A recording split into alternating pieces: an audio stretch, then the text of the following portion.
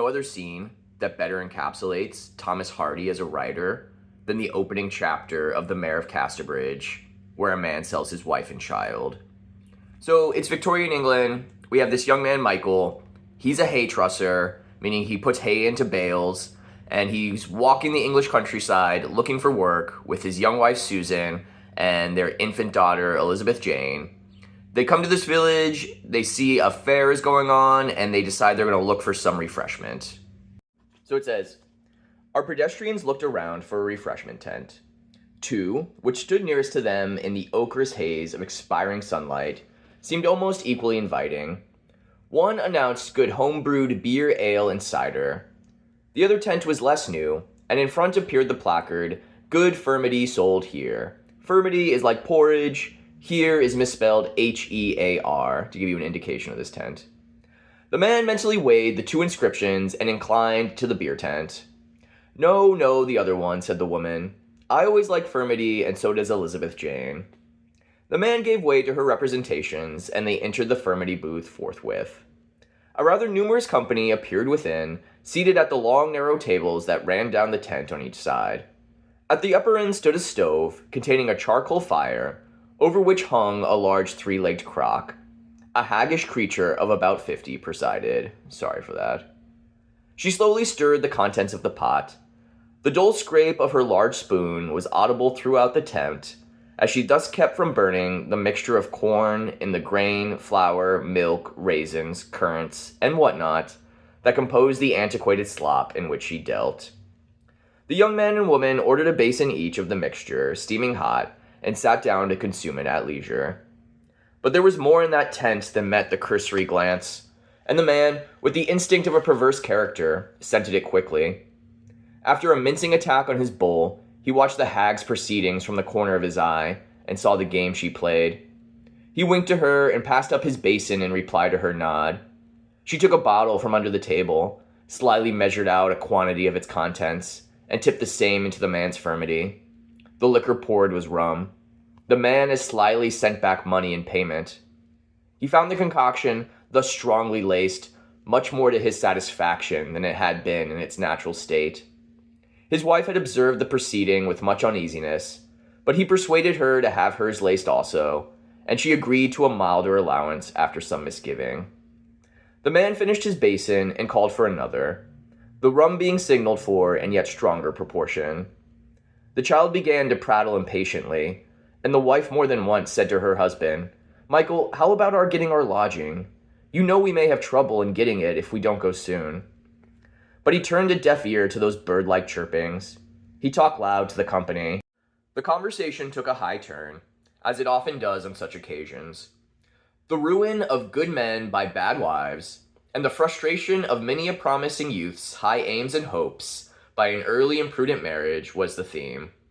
I did for myself that way thoroughly, said the trusser. I married at 18 like the fool that I was, and this is the consequence of it. He pointed at himself and family with a wave of the hand. The young woman, his wife, who seemed accustomed to such remarks, acted as if she did not hear them. Meanwhile, the auctioneer selling the old horses in the field outside could be heard saying, Now this is the last lot. Now who will take the last lot for a song? Shall I say 40 shillings? Then the husband inside the tent said, For my part, I don't see why men, who have got wives and don't want 'em, shouldn't get rid of 'em, as these gypsy fellows do their old horses. Apologies again. Why shouldn't they put 'em up and sell these wives by auction to men who are in need of such articles? Why, begad, I'd sell mine this minute if anybody would buy her. There's them that would do that, some of the guests replied, looking at the woman, who was by no means ill-favored. The fuddled young husband stared for a few seconds at this unexpected praise of his wife, but he speedily lapsed into his former conviction and said harshly, Well then, now is your chance. I am open to an offer for this gem of creation. The wife turned to her husband and murmured, Michael, you have talked this nonsense in public places before. A joke is a joke, but you may make it once too often. I know I've said it before, said the husband. I meant it. All I want is a buyer. The assembled company neglected to respond to the workman's offer, and the subject dropped. But a quarter of an hour later, the man, who had gone on lacing his furmity more and more heavily, though he was either so strong-minded or such an intrepid topper that he still appeared fairly sober, recurred to the old strain. "Here I am waiting to know about this offer of mine. The woman is no good to me. Who'll have her?"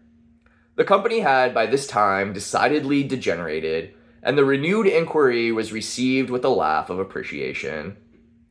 The woman whispered she was imploring and anxious, but the husband continued, "I asked this question, and nobody answered to it. Will ye Jack Rag or Tom Straw among ye buy my goods?" The woman's manner changed. "Mike, Mike," she said, "this is getting serious. Oh, too serious." "Will anybody buy her?" said the man. "I wish somebody would," said the wife firmly, finally. "Her present owner is not at all to her liking." "Nor you to mine," said he. "So we are agreed about that. Gentlemen, you hear? It's an agreement to part. She shall take the girl if she wants to, and go her ways. 'Tis simple as scripture history. Now then, stand up, Susan, and show yourself." "Don't, my child," whispered a buxom stay-lace dealer in voluminous petticoats, who sat near the woman. "Your good man don't know what he's saying." The woman, however, did stand up. "Now, who's auctioneer?" cried the hay-trusser. "I be," promptly answered a short man, with a nose resembling a copper knob. "Who'll make an offer for this lady?" The woman looked on the ground, as if she maintained her position by a supreme effort of will. "5 shillings," said somebody, at which there was a laugh. "No insult," said the husband. "Who'll say a guinea?" Nobody answered, and the female dealer in staylaces interposed. "Behave yourself, moral good man, for heaven's love. Ah, what a cruelty is the poor soul married to." "Set it higher, auctioneer," said the trusser. "I'll tell ye what, I won't sell her for less than 5 guineas, and he brought his fist down so that the basins danced.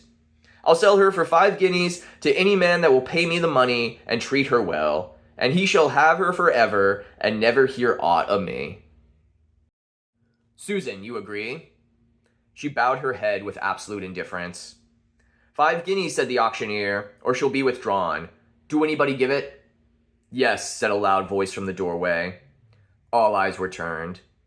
Standing in the triangular opening was a sailor, who, unobserved by the rest, had arrived there within the last 2 or 3 minutes. A dead silence followed his affirmation. "You say you do?" asked the husband, staring at him. "I say so," replied the sailor.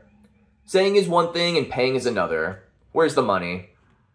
The sailor hesitated a moment, looked anew at the woman, came in, unfolded 5 crisp pieces of paper, and threw them down upon the tablecloth. Upon the face of this he clinked down the shillings severally. 1, 2, 3. The sight of real money in full amount had a great effect upon the spectators. Up to this moment it could not positively have been asserted that the man, in spite of his tantalizing declaration, was really in earnest.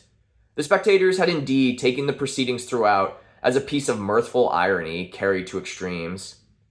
But with the demand and response of real cash, the jovial frivolity of the scene departed. A lurid color seemed to fill the tent and change the aspect of all therein. "Now," said the woman, breaking the silence, "before you go further, Michael, listen to me. If you touch that money, I and this girl go with the man. Mind, it is no joke." "'Tis quite on the understanding that the young woman is willing," said the sailor blandly. "I wouldn't hurt her feelings for the world." "Faith, nor I," said her husband. He took the sailor's notes and deliberately folded them, and put them with the shillings in a high remote pocket with an air of finality. The sailor looked at the woman and smiled. "Come along," he said kindly. "The little one too, the more the merrier." She paused for an instant, with a close glance at him. Then dropping her eyes again and saying nothing, she took up the child and followed him as he made towards the door. On reaching it, she turned and, pulling off her wedding ring, flung it across the booth in the hay-trusser's face. Then, seizing the sailor's arm with her right hand and mounting the little girl on her left, she went out of the tent sobbing bitterly. A stolid look of concern filled the husband's face, as if, after all, he had not quite anticipated this ending, and some of the guests laughed. "Is she gone?" he said.